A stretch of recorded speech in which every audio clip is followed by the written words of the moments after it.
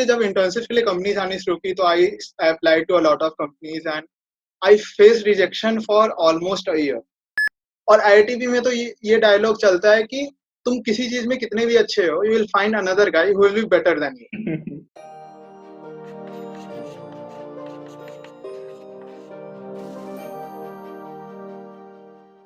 So now we have Mr. Mayank Raj with us. He went to IIT Bombay and then to IIM Ahmedabad.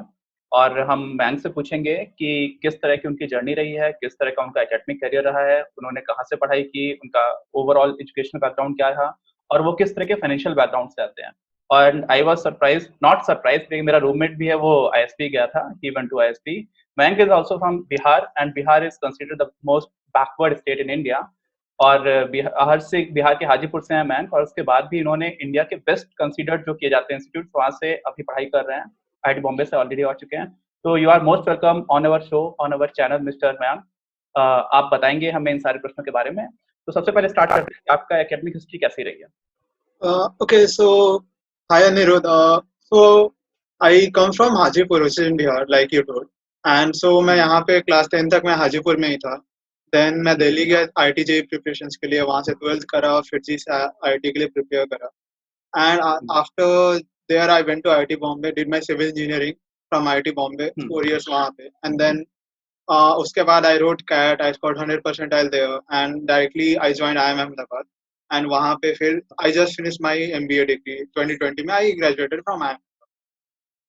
Okay तो 100 percentile के लिए आपने कहीं पर अलग से कोचिंग की थी कॉलेज के टाइम पर ही? आपने अपने 4th ईयर में या 3rd ईयर में कब से स्टार्ट कर दिया था कैट की प्रिपरेशन के लिए? Okay, so CAT का प्रिपरेशन मैंने 4th year, as soon as I entered 4th year, like I think July 2018, yeah, it was July 2018, yeah 17, July 2017 में I started, yeah, I wrote CAT in 17, right? So July 2017 में I started, and I joined Time. So Time का there are two kinds of programs they run. One is the classroom program, another is online. They have online tests and online study materials.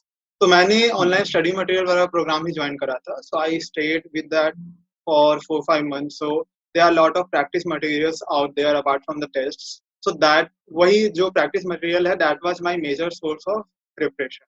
Apart, so yeah, 4-5 months of continuous preparation was something that helped me a lot. So even though the duration was less, मैंने काफी rigorously prepare किया था, and I think that helped me in the exam. Okay, तो exactly कौन सा ऐसा particularly आपके लिए थोड़ा डिफिकल्ट टास्क था जब आप प्रिपरेशन कर रहे थे? एग्जैक्टली कौन सा सब्जेक्ट था जिसमें आपको ज्यादा एफर्ट लगाना पड़ा? और बाकी आपका ओवरऑल जनरल ऑब्जर्वेशन क्या है कि लोगों को कहाँ पर ज्यादा प्रॉब्लम आती है? Okay, so coming from Bihar background, so यहाँ पे like there is not I didn't have a very good English background. So English was my major roadblock. So VARC में मुझे काफी problems हो रही थी at the start. Maths was good, DILR was like reasoning. तो मैं इन दोनों में अच्छा था, but I wasn't good at English. So that was my major focus area. So for that, like जो पेपर आता है कैट का, उसमें it's mostly comprehension based question. So like 75% of the questions are comprehension based. तो मैंने major उसके लिए focus किया. For that like a lot of things can help, like reading books, reading newspapers. So जो newspaper articles आते हैं, they are almost of a similar size to that of say a CAT का passage. So if you read them through, so मैंने उसके through reading का habit डाला, and then it was all about practice. So मेरे हिसाब से CAT is not a exam जिसमें काफी high level stuff पूछे जाते हैं, जैसे कि IIT JEE and पेपर जहाँ तो आपको सारे कॉन्सेप्ट आने चाहिए, काफी अच्छे से आने चाहिए. But CAT में it's more about speed, because maths भी क्लास 10th लेवल का होता है, DILR is normal reason.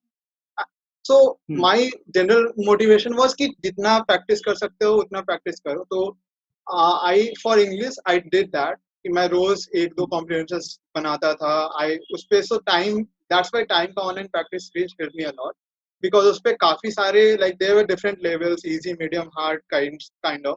So I progressed through that and I put a lot of efforts वहाँ पे, and I think that paid out well for me. Of course, you got 100% right. So yeah. तो एक जो हमारे ज़्यादातर viewers हैं वो बहुत स्कूल गोइंग चिल्ड्रन हैं अभी के लिए, और हमारे टारगेट ऑडियंस भी वही है. तो वो 100% और 100 परसेंटाइल में बहुत कंफ्यूज होते हैं. तो प्लीज एक्सप्लेन करिए हमारे लिए कि एग्जैक्टली क्या होता है 100 percentile. So percent is a number. So if you say 100%, तो उसका मतलब है कि you got full marks, कि 100 में 100 आ गया. But percentile is like तुम्हारा रैंक क्या है. So percentile में जैसे कि अगर मान लो 500 people wrote the exam, तो उसमें तुम्हारा instead of they announcing your rank, वो तुम्हें एक परसेंटाइल देते हैं. सो से 100 परसेंटाइल इज मतलब कि you are best among everyone.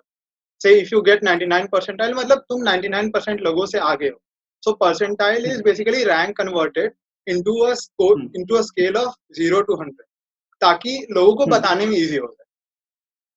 Okay, तो जितने भी लोग टोटल नंबर ऑफ स्टूडेंट जो एग्जाम लिख रहे हैं उसको देखते हुए बनाया जाता है. For example if you get 100% 99.8 percentile, so you are better than 99.8% people, right?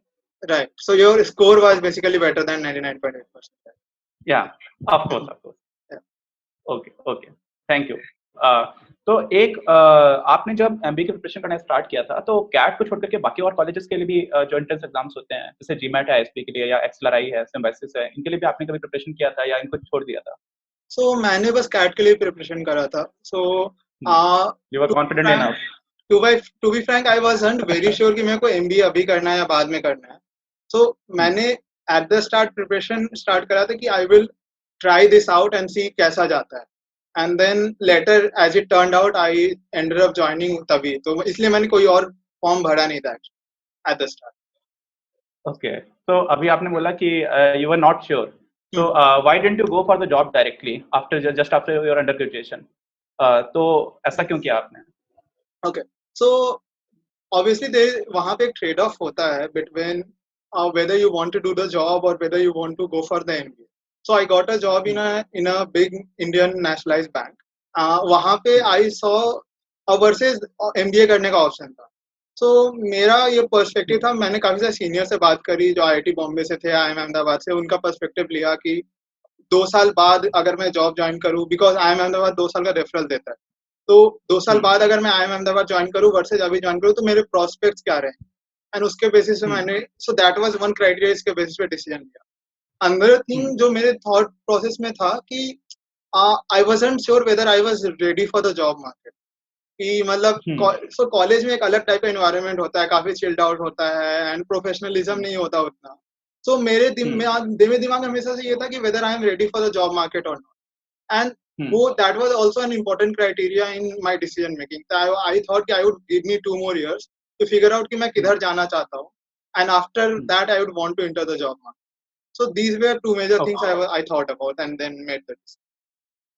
Okay, तो कुछ और लोगों से जिनसे मैंने अभी तक डिस्कशन किया है और मेरे भी काफी फ्रेंड्स हैं जो एमबीए करके आए हैं, तो वो ऐसा बोलते हैं कि इंडस्ट्री एक्सपीरियंस एक बहुत इंपॉर्टेंट फैक्टर होता है if you are going for an MBA, right? तो आपको क्या लगता है कि वो कितना मैटर करता है? जब आपने अपने सीनियर से डिस्कशन किया और ऑब्वियसली आप इस कंक्लूजन पर पहुंचे कि you were not ready for the job market, वो आपका पर्सनल फीलिंग भी था, बट एमबीए के टाइम पर जब आपने एमबीए कर रहे थे तो आपको कभी ऐसा लगा कि इंडस्ट्री एक्सपीरियंस होता then it might have been better?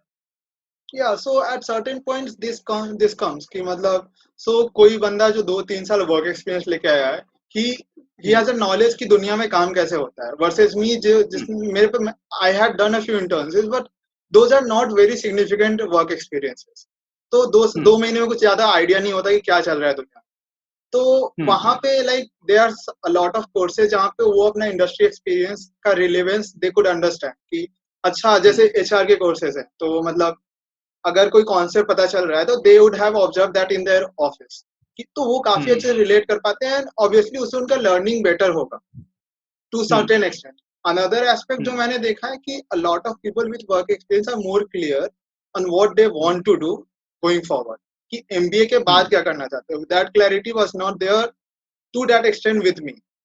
सो वो ट्रेड ऑफ है कि फॉर मी इट वाज कि I wanted to figure out मेरे को क्या करना.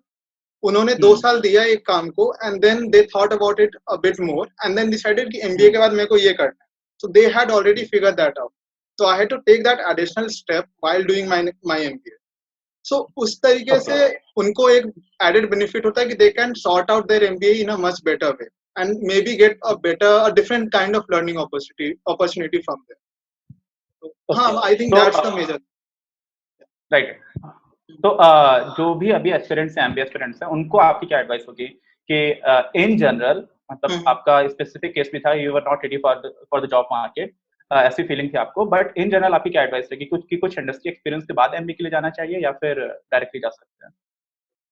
सो मेरा थॉट है कि it's up to the individual कि मतलब how much do you think you are ready for job market.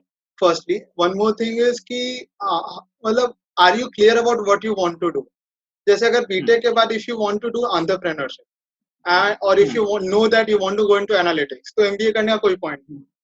You go try that out and अगर if that works for you can make a career there itself. तो उसके लिए MBA का may be 4 साल 5 साल बाद अगर या 8 साल बाद जरूरत पड़ी तो you can also do an executive program और समथिंग ऑफ दैट सॉर्ट।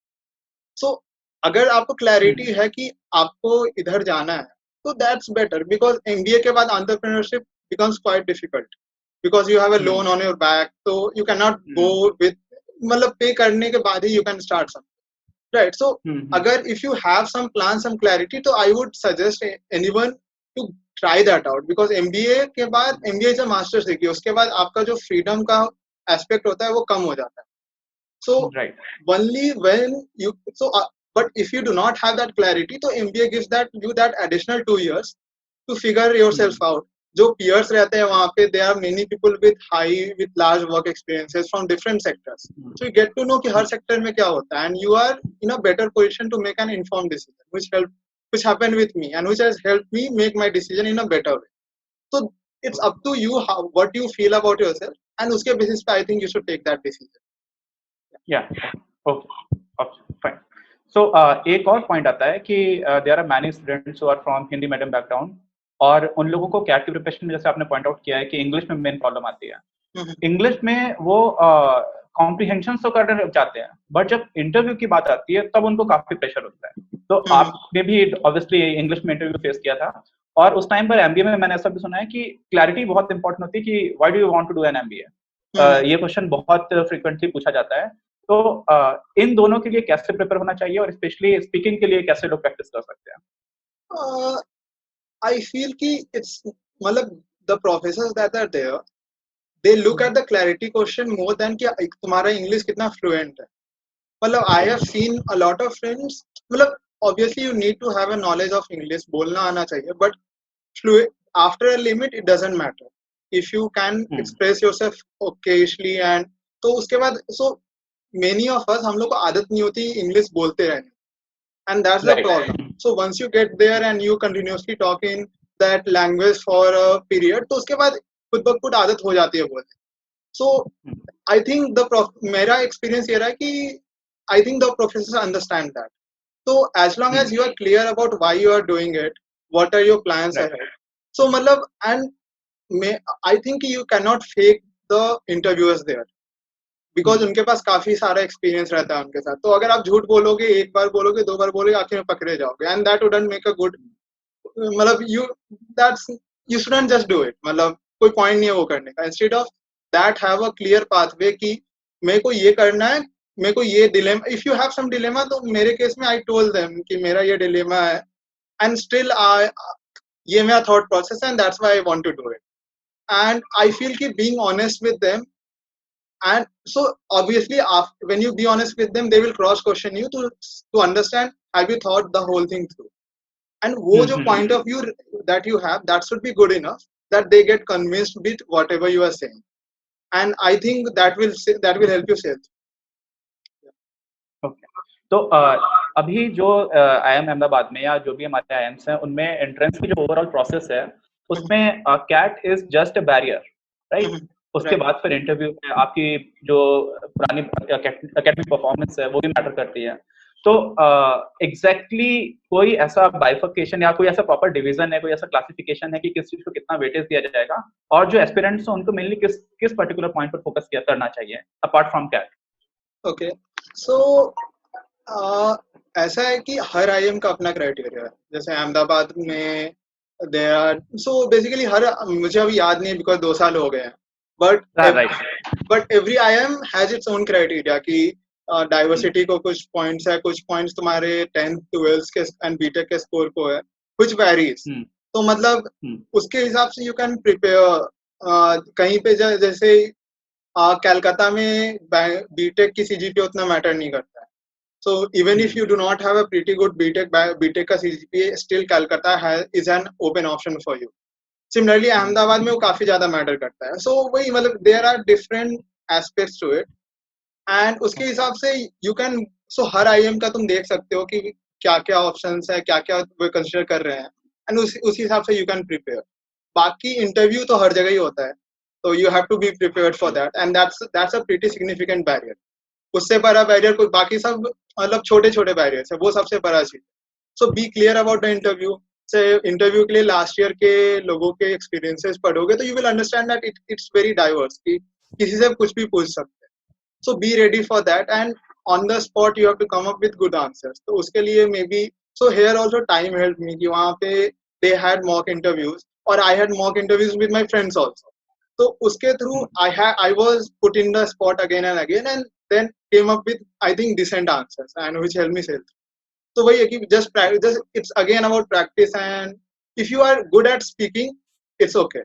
मतलब you do not need to do a lot of things. But if you're not that good, so you need to practice a bit to be fluent there. Okay. तो I hope कि अभी तक का जो भी आपका interview है, आपने जो भी अभी तक बताया है, वो डेफिनेटली बहुत सारे लोगों को हेल्प करेगा. मुझे डेफिनेटली हेल्प करेगा, क्योंकि अभी आपने एक पॉइंट बताया कि IIM कलकत्ता में बहुत सारे जो लोग हैं उनमें बीटेक के मार्क्स इतना मैटर नहीं करते हैं, और मेरे बहुत सारे फ्रेंड्स IIM कलकत्ता गए थे. तो now I know the reason क्यों क्यों गए थे IIM कलकत्ता, राइट.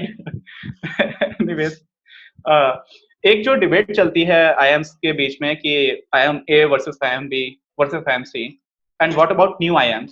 तो ये जो पूरा है, जैसे कि IITs के केस में भी है कि बहुत सारी नई IITs आई थी और उनकी अभी तक वो रेपुटेशन नहीं बिल्ड हो पाई है. Exactly same goes with new IIMs, right. तो वो डिबेट कितना मीनिंगफुल है एक्चुअली. एक तो होता है कि परसेप्शन है ऑडियंस का, बाहर की जो पब्लिक है उसमें परसेप्शन है, और रियलिटी में कितना मैटर करता है ये. ओके. सो मेरा पर्सपेक्टिव ये है कि जैसे if I look at IIM A, B and C, तो तीनों जगह थोड़ा कल्चर वाइज थोड़ा डिफरेंट है, टीचिंग मेथोडोलॉजी भी थोड़ा अलग है. So if you look at it from that perspective, तो you can look at your best fit, कि बेसिकली जैसे अहमदाबाद में सबसे ज्यादा केस मेथड है, वर्सेस से बी में it's more focus on classroom teaching, and C में भी वैसा कुछ है. सो हर कैंपस का कल्चर थोड़ा अलग है, and that's also with different IITs, कि हर अलग अलग IITs का कल्चर अलग है. सो यहाँ भी वैसा है, तो you can look at that कि कौन से कल्चर में you are getting the best fit. Apart from that, job opportunities wise भी यू कैन लुक कि कुछ कैंपसेस में job in a particular domain job opportunities ज्यादा है, तो वैसे भी you can. So it's all about reaching out to some people who are from these different campuses and understand कि कल्चर वाइज कैसा है. अपार्ट फ्रॉम दैट मेरे को लगता नहीं है कि काफी ज्यादा डिफरेंस है, बिकॉज मैंने जैसे ऑब्वियसली अहमदाबाद के लोग, मेरे पास एक अहमदाबाद का बायस है बिकॉज मैं वहां से हूँ, तो I think Ahmedabad is the best, that I am claim. ठीक है, but apart from that B और सी के लोगों से भी के साथ भी मैंने काम करा है during internships and competitions, and I have enjoyed working with them. तो मतलब I don't think there is a significant gap, and it's all about you figuring out कि किधर जाना. Okay. I am not sure कि ये कितना सही है, बट मुझे जो परसेप्शन मिला है अभी तक वो ऐसा है कि जो IIM बैंगलोर के लोग हैं वो ऑन एन एवरेज ज्यादा मग्गू होते हैं. वो पढ़ाई बहुत ज्यादा करते हैं, और अहमदाबाद में स्मार्ट लोग ज्यादा पहुंचते हैं, स्ट्रीट स्मार्ट लोग. तो ये परसेप्शंस बनते रहते हैं कि कितना ठीक है. डायरेक्टली ऐसे ब्लंटली बोलने का कोई पॉइंट नहीं है, बट फिर भी ये परसेप्शन है, तो ये कुछ थोड़ा बहुत ठीक है या नहीं है.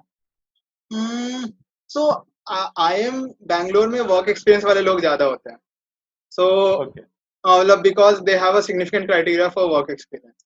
So, उससे ये perception हो सकता है कि because they have worked before, तो there might be कि वहाँ professional वाला जो culture है कि there would be more barriers between you talking, वैसा कुछ होगा. versus IIM अहमदाबाद में people are quite, it's a very open campus, तुम किसी से भी जाके कुछ भी बात कर सकते हो कैसे. So, there is no barriers as such. Professors are also very open कि तुम किसी को भी कभी भी reach out कर सकते हो, and that's one thing I like a lot about IIM Ahmedabad, कि there are no barriers to what you can do, and मतलब काफी collaborative culture. So cannot say about Bangalore, but हाँ, I would say कि if you are in Ahmedabad, you will be having a good time. So that's there. Okay.